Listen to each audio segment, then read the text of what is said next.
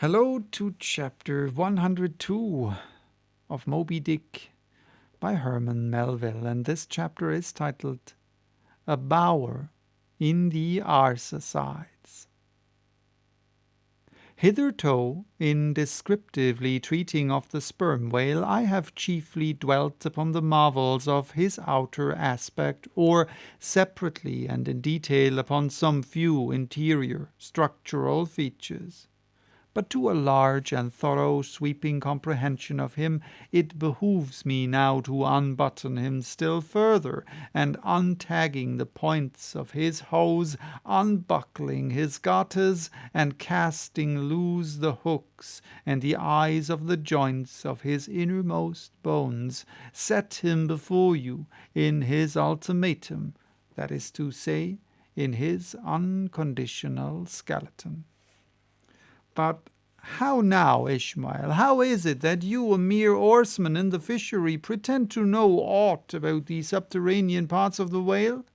Did a rooted stub mounted upon your capstan deliver lectures on the anatomy of the cetacean, and by help of the windlass hold up a specimen rib for exhibition? Explain thyself, Ishmael. Can you land a full-grown whale on your deck for examination as a cook dishes a roast pig? Surely not. A veritable witness have you hitherto been, Ishmael, but have a care how you seize the privilege of Jonah alone, the privilege of discoursing upon the joists and beams, the rafters, ridgepole, sleepers, and underpinnings, making up the framework of Leviathan. And belike of the tallow vats, dairy rooms, butteries, and cheeseries in his bowels. I confess that since Jonah, few whalemen have penetrated very far beneath the skin of the adult whale. Nevertheless, I have been blessed with an opportunity to dissect him in miniature. In a ship I belong to, a small cub sperm whale was once bodily hoisted to the deck for his poke or bag, to make sheaths for the barbs of the harpoons and for the heads of the lances. Think you I let that chance go without using my boat hatchet and jackknife and breaking the seal and reading all the contents of that young cub? And as for my exact knowledge of the bones of the Leviathan in their gigantic, full-grown development, for that rare knowledge I am indebted to my late royal friend Tranco, King of Trank, one of the Arsacides, for being at Trank years ago when attached to the trading ship Day of Algiers, I was invited to spend part of the Arcadian holidays with the Lord of Trank at his retired palm villa at Pupella, a seaside glen not very far distant from what our sailors called Bamboo Town, his capital. Among many other fine qualities, my royal friend Tranco, being gifted with a devout love for all matters of barbaric virtue, had brought together in Pupella whatever rare things the more ingenious of his people could invent, chiefly carved woods of wonderful devices, chiseled shells, inlaid spears, costly paddles, aromatic canoes, and all these distributed among whatever natural wonders the wonder-frighted tribute-rendering waves had cast upon his shores. Chief among these latter was a great sperm whale, which, after an unusually long raging gale, had been found dead and stranded with his head against a cocoa-nut tree, whose plumage, like tufted droopings, seemed his verdant jet. When the vast body had at last been stripped of its fathom-deep unfoldings, and the bones become dust-dry in the sun, then the skeleton was carefully transported up the Pupella glen, where a grand temple of lordly palms now sheltered it. The ribs were hung with trophies, the vertebrae were carved with Arsacidean annals in strange hieroglyphics. In the skull the priests kept up an unextinguished aromatic flame, so that the mystic head again sent forth its vapory spout, while suspended from a bough, the terrific lower jaw vibrated over all the devotees like the hair-hung sword that so affrighted Damocles. It was a wondrous sight. The wood was green as mosses of the icy glen. The trees stood high and haughty, feeling their living sap. The industrious earth beneath was as a weaver's loom, with a gorgeous carpet on it, whereof the ground vine tendrils formed the warp and woof, and the living flowers the figures. All the trees, with all their laden branches, all the shrubs and ferns and grasses, the message-carrying air, all these unceasingly were active. Through the lacings of the leaves, the great sun seemed a flying shuttle, weaving the unwearied verdure. O busy weaver, unseen weaver, pause. One word. Whither flows the fabric? What palace may it deck? Wherefore all these ceaseless toilings? Speak, weaver. Stay thy hand, but one single word with thee. Nay, the shuttle flies, the figures float from forth the loom, the fresher rushing carpet for ever slides away. The weaver god, he weaves, and by that weaving is he deafened, that he hears no mortal voice, and by that humming we too, who look on the loom, are deafened, and only when we escape it shall we hear the thousand voices that speak through it.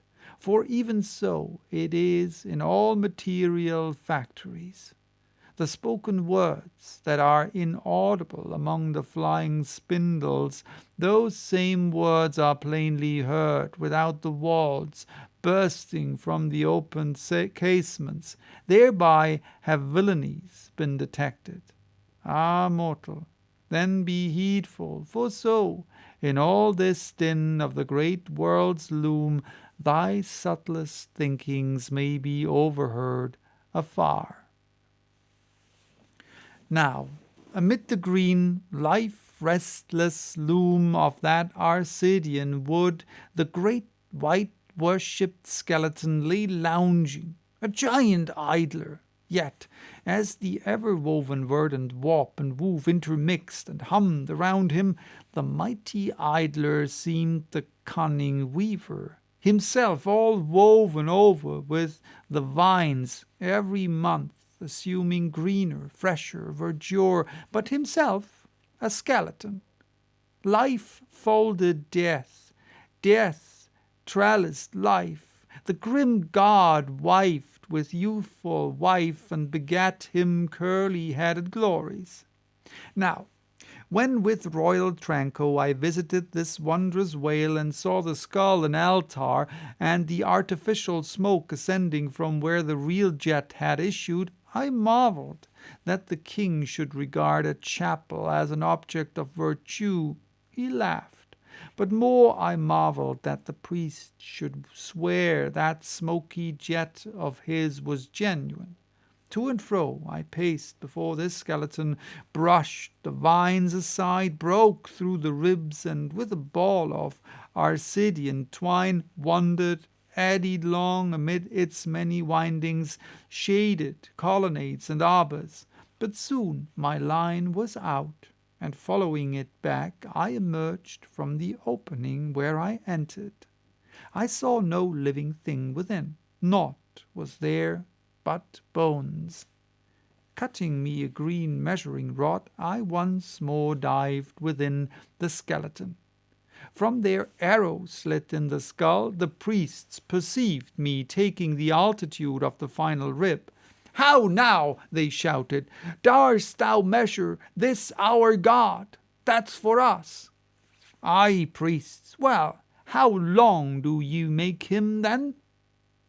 But hereupon a fierce contest rose among them concerning feet and inches. They cracked each other's sconces with their yardstick. The great skull echoed, and seizing that lucky chance, I quickly concluded my own at measurements.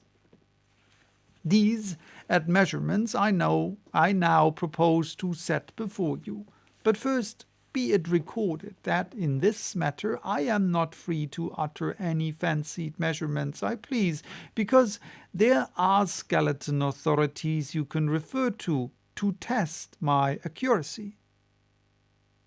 There is a Leviathanic museum, they tell me, in Hull, England, one of the whaling ports of that country, where they have some fine specimens of finbacks and other whales. Likewise, I have heard that in the Museum of Manchester, in New Hampshire, they have what the proprietors call the only perfect specimen of a Greenland or river whale in the United States. Moreover, at a place in Yorkshire, England, Burton Constable by name, a certain Sir Clifford Constable has in his possession the skeleton of a sperm whale, but of moderate size, by no means of the full-grown magnitude of my friend King Tranco's.